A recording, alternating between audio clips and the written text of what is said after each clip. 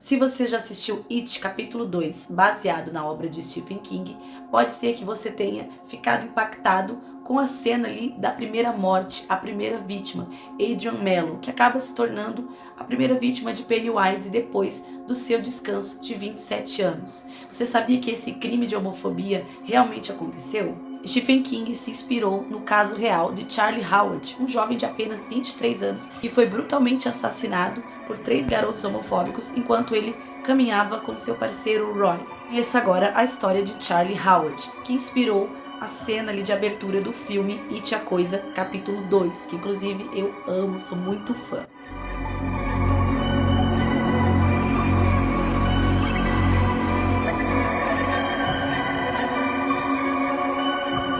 Olá, eu sou Jaqueline Airoso, sejam todos muito bem-vindos ao meu canal. Não esquece de já se inscrever, deixar o seu like e, se possível, um comentário, que ajuda bastante o meu canalzinho a crescer aqui no YouTube, já que ele é um bebezinho.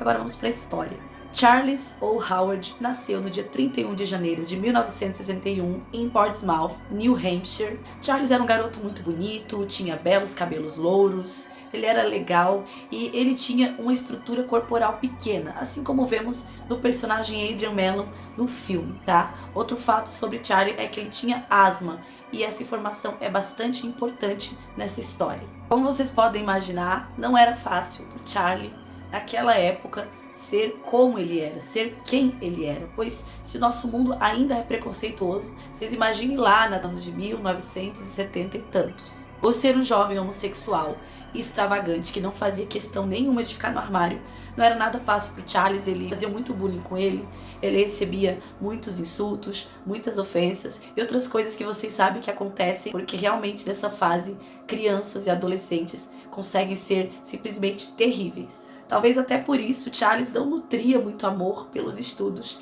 e colecionava umas notas baixíssimas. O Charlie nem sequer participou da formatura, ele já não foi justamente para se poupar e para poupar os familiares dele de todos os constrangimentos, do bullying, do xingamento, de tudo que ele sabia que podia acontecer naquela situação. Por conta do seu desempenho ruim na escola, o Charlie acabou nem cogitando ir para a faculdade, realmente não foi. Depois de se formar, ele saiu ali da cidade natal dele. Passou um tempo em Ellsworth, onde ele tinha um relacionamento com uma pessoa de lá. E depois que esse relacionamento acabou, ele foi para Bangor, no Maine.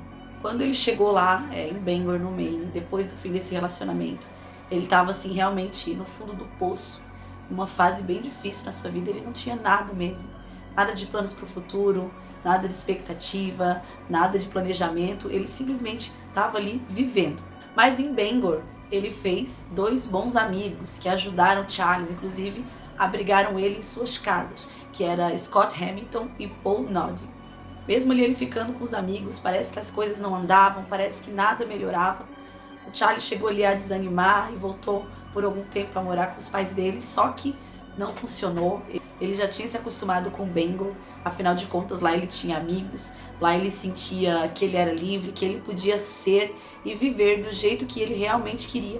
E ele retorna para Bangor, no Maine, e aí sim ele consegue ver mudanças na sua vida, consegue se reerguer, consegue arrumar um emprego, até mesmo alugar um AP para ele morar e até chegou a adotar um gatinho. Mas claro que um problema recorrente na vida de Charlie e de muita gente era a homofobia, que era muito predominante lá naquela comunidade, principalmente naquela época, né, anos 70, final dos anos 70. O Charlie era um garoto extravagante, ele não estava nem aí porque era socialmente, né, considerado aceitável para que os rapazes fossem naquela época, né, dos garotos serem machões e valentões e super héteros, e ele não estava nem aí, ele era extravagante mesmo, ele usava maquiagem, ele usava brinco, ele fazia o que ele queria e vivia do jeito que ele queria viver. Só que isso acabava tendo um preço. Ele realmente sofria muito preconceito e as pessoas insultavam ele com coisas que obviamente não é necessário eu repetir aqui para vocês.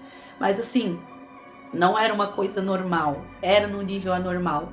Tanto que ele chegou a encontrar o gatinho de estimação dele estrangulado ali na porta do apartamento que ele morava. Você vê que era uma coisa séria. Chegamos então ao dia fatídico, que era o dia 7 de julho de 1984, onde Charles e o seu então parceiro Roy participaram de um jantar e saíram ali desse local onde eles jantaram às 22 horas. Depois desse horário, Charles foi pegar umas correspondências E ele e o seu parceiro Roy, o casal, começou ali a caminhar normalmente pela State Street, quando eles foram vistos por um grupo de adolescentes que estavam dentro do carro. Eram 3 garotos e tinha mais 2 meninas junto. Esses 5 adolescentes estavam participando de uma festa naquela noite e no meio da festa, claro, saíram para comprar mais bebidas.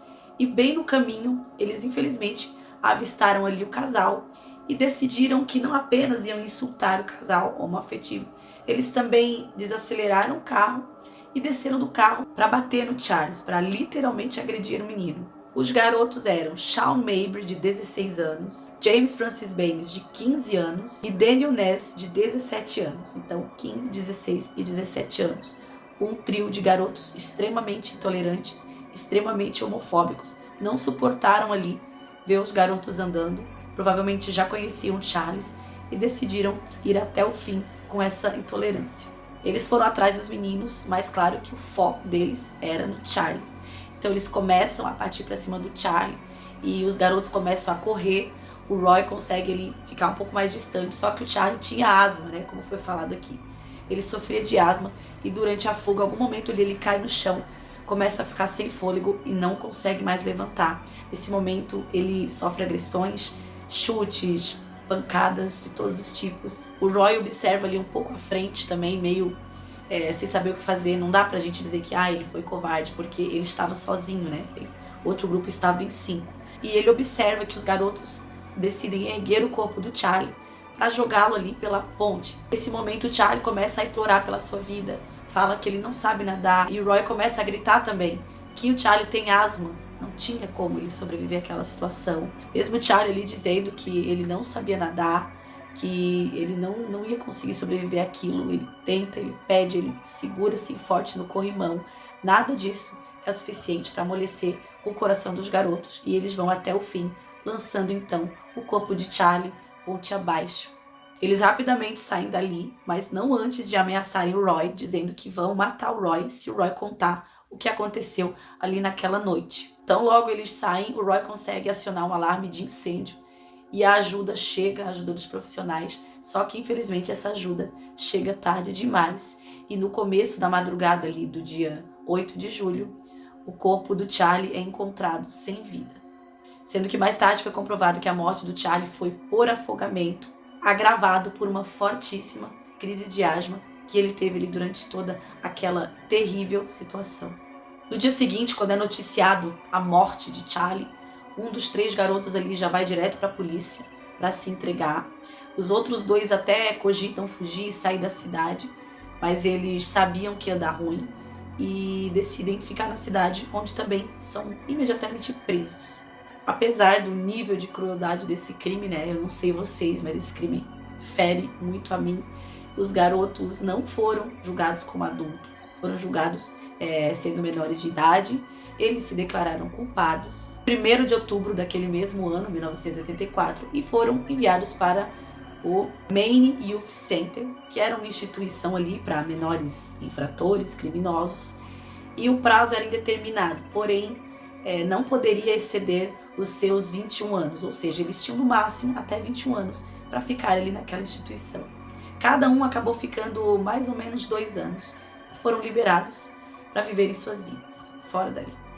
Esse crime, como vocês podem imaginar, foi muito impactante na comunidade, causou uma enorme comoção, né, sobre ser um crime de homofobia e deu muita força para que outras lutas, outras causas e instituições existissem, ao que hoje é chamada de Equality Maine, que é uma organização ali política, uma organização de defesa política mais direcionada para os direitos da comunidade LGBT. O Charlie recebeu ali um monumento, que foi um presente da comunidade para ele, que fica ali na Kenduskeag Stream. Tem também uma biblioteca memorial, nomeada Charlie Howard, que é aberta ao público e fica ali também em Portland, no Maine. Recentemente também foi instalado um banco de madeira ali, um objeto artístico, que também é uma homenagem para o Charlie Howard, do Commercial Gallery de Portsmouth. Também é um presente ali da comunidade para que ele nunca seja esquecido.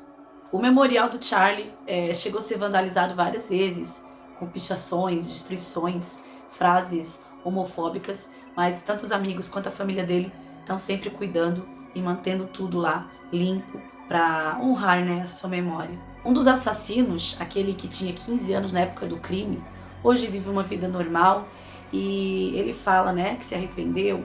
Ele fala bastante sobre o crime, sobre como a intolerância é uma coisa perigosa na vida das pessoas, sobre como pode levar uma pessoa a cometer atos extremos como o que ele cometeu. Inclusive a história dele foi contada num livro de Edward Armstrong que se chama Penitence, A True Story. Por fim, temos aí nosso menino Charles Howard eternizado na história de Stephen King, que, como vocês sabem, é muito conhecido no mundo inteiro. E sabemos que ele jamais será esquecido, né? Que o motivo de sua morte ajude pelo menos a sociedade, as pessoas a evoluírem. Sabemos que a sociedade ainda tem preconceito, que as coisas ainda precisam melhorar muito.